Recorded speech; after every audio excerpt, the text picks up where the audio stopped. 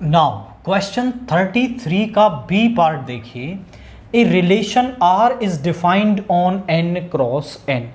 ये जो रिलेशन है वो एन क्रॉस एन पर डिफाइंड है। आप समझें कि जो अब तक रिलेशन होते थे वो हमारे किसी सेट ए पर डिफाइंड होते थे और सेट के अंदर जो एलिमेंट है वो a comma b comma c type के होते थे।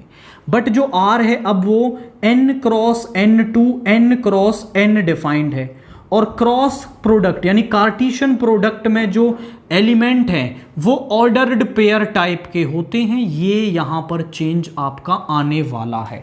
यानी अभी तक आप रिफ्लेक्सिव कैसे दिखाते थे?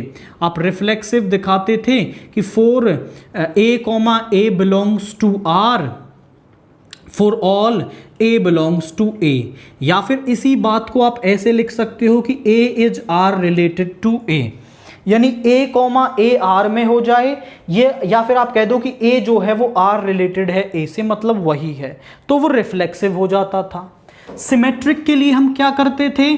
सिमेट्रिक के लिए हम बोलते थे कि a comma b belongs to R and b comma a यदि आर में हो जाए तो आपका सिमेट्रिक हो जाता था। या फिर a is R related to b और b यदि r रिलेटेड टू a हो जाए, a b के साथ b r के a के साथ, तो वो सिमेट्रिक हो जाता था। ट्रांजिटिव के लिए a comma b belongs to r, b comma c belongs to r और यदि a कॉमा c आपका कहां आ जाए, r में आ जाए, तो हम कहते थे ट्रांजिटिव। या दूसरे तरीके से लिख सकते हैं a is R related to b, b is R related to c और यदि a R related to c हो जाए तो फिर हम उसको कहते हैं कि वो ट्रांजिटिव हो गया है हमारा। अब आप समझें कि अब जो एलिमेंट है वो ऑर्डर्ड पेयर टाइप का होगा, यानी a कॉमा b को हमने r रिलेटेड दिखा दिया a कॉमा b से, तो वो रिफ्लेक्सिव हो जाएगा। और यदि a comma b R related है c कॉमा d से और यदि c कॉमा d भी आर रिलेटेड है a कॉमा b से, तो वो सिमेट्रिक हो जाएगा। a comma b R related है c कॉमा d से, ये सेम रखना है। c comma d R related है e कॉमा f से और यदि a comma b R related हो गया e कॉमा f से, तो वो ट्रांजिटिव हो जाएगा। ये चेंज यहां पर आने वाला है। और जो इनके बीच का रिलेशन है वो ओपन कैसे होता है? इसको डिवाइड करते हैं इससे, a upon C is equal to b upon D. यदि ये रिलेटेड है तो ऐसा होगा और अगर ऐसा है तो हम कह सकते हैं कि ये रिलेटेड है। इफ एंड ओनली इफ का मतलब यही होता है। तो सबसे पहले हम कर रहे हैं फॉर रिफ्लेक्सिव हम कर रहे हैं। तो यहां पे देखिए रिफ्लेक्सिव के लिए ये आर रिलेटेड होनी चाहिए। कैसे ओपन होता है? इसको डिवाइड करते हैं इससे, इसको डिवाइड कर दो इससे और इसको डिवाइड कर दो इससे, यानी b अपॉन बी। आप ध्यान से देखें तो ये 1 है और ये भी 1 है, यानी a अपॉन a को हम b अपॉन b के इक्वल लिख सकते हैं। a अपॉन a को b अपॉन b के इक्वल लिख सकते हैं। Here a upon a is equal to b upon b upon b। और ये कब होता है?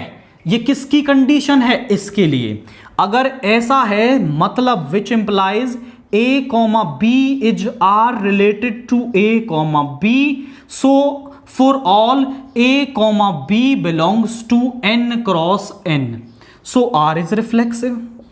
तो r रिफ्लेक्सिव हो गया क्योंकि उसका खुद के साथ क्या आ गया? रिलेशन आ गया। ये कंडीशन हमें बनानी है। अब जरा देखिए फॉर सिमेट्रिक हम करते हैं। For symmetric let a comma b is R related to c comma d, ये हमने मान लिया।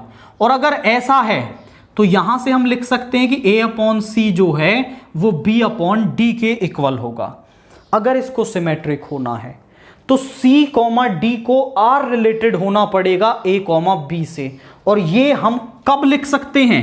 व्हेन c, इसको डिवाइड कर दीजिए, this c is divided by a, इसको इससे डिवाइड करो, एंड d अपॉन b। यदि आप ये कंडीशन लिख पाते हैं तो आप ये लिख पाएंगे और ये सिमेट्रिक हो जाएगा। तो इसको ध्यान से देखें तो क्या कर लें, हम यहाँ पर इसको लिख सकते हैं, इसको उल्टा कर दीजिए, सिंपल।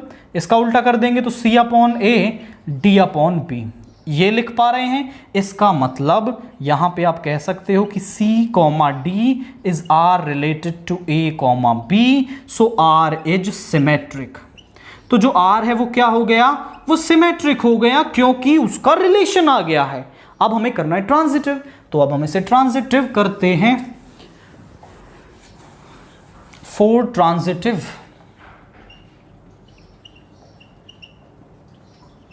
देखिए जरा, ट्रांजिटिव के लिए दो तो हम मान लेंगे।